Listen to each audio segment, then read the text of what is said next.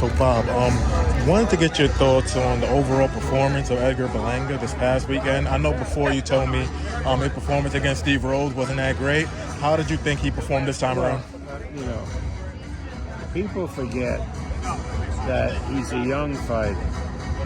And with young fighters, they have uneven performances.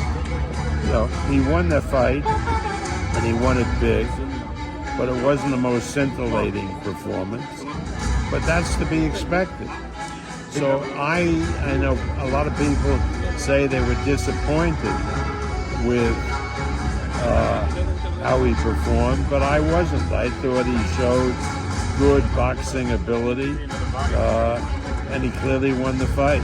In your honest opinion, is the expectations on Edgar just way too high? Yeah, he's a big knockout guy and all of that sort of stuff.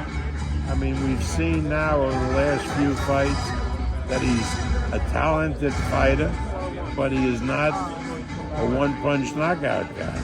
Gotcha. In his first 16 fights, he was a one-punch knockout guy, but a lot of that was the way we matched him.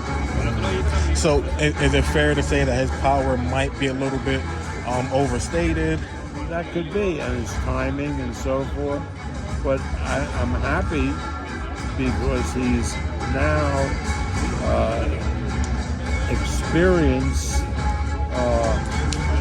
a longer fight, and he knows that he can go the distance.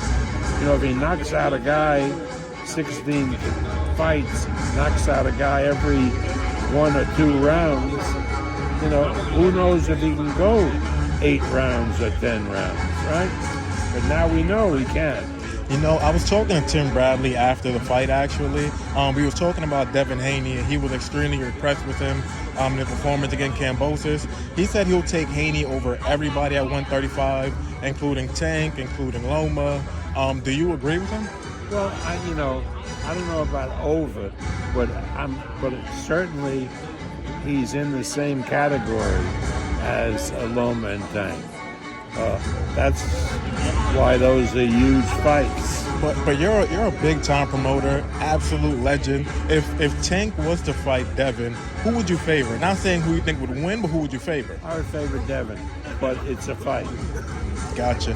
Also wanted to kind of touch back on, I believe Edgar is about to get suspended for 6 months because of the bite on Angulo, or the attempted bite, and he's going to get suspended, and he's going to get fined $10,000. Can I get your thoughts on how that whole thing played out? Well, that's up to the commission. The commission, New York Athletic Commission, is a good commission. I'm sure that they'll do the appropriate thing.